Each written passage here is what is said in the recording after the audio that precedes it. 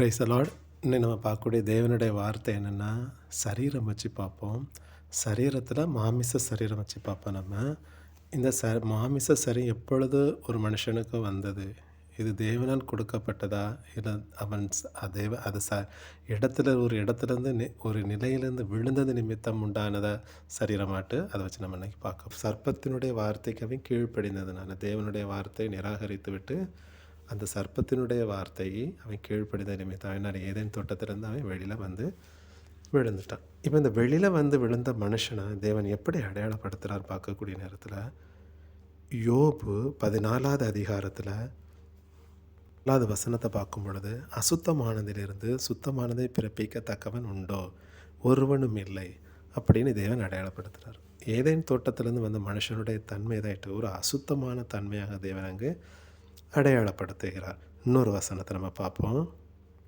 யோபு 14வது அதிகாரத்தில் 10வது வசனத்தை பார்ப்போம்.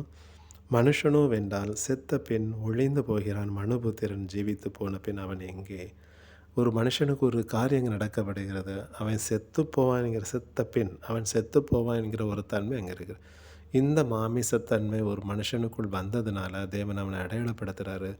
அவன் செத்து போகக்கூடிய ஒரு மனுஷனாக இந்த பூமியில் ஜீவித்து கொண்டே இருக்கிறான். அப்போ எப்படிப்பட்ட ஒரு தன்மை மனுஷனுக்குள்ளால் இருக்குது? இன்னொரு வசனத்தை பார்ப்போம். பிரசங்கி 6வது அதிகாரத்தில் 12வது வசனத்தை பார்ப்போம். நிழலை போன்ற மாயையான தன் ஜீவகாலத்தை போக்கும் மனுஷனுக்கு இந்த ஜீவனில் நன்மை இன்னதென்று அறிந்தவன் யார்? தனக்கு பின்பு சூரியனுக்கு கீழே சம்பவிக்கும் காரியங்கள் இன்னதென்று மனுஷனுக்கு அறிவிப்பவன் யார்? இப்போ இதில் ஒரு 2 காரியங்களை தேவன் நாங்கள் அடையாளப்படுத்துகிறாரு. நிழலை போன்ற வாழ்க்கை, இந்த ஜீவிதத்தை அதாவது தேவன் அடையாளப்படுத்து, இது மாயையான வாழ்க்கையாக தேவன் அங்கு அடையாளப்படுத்துகிறார்.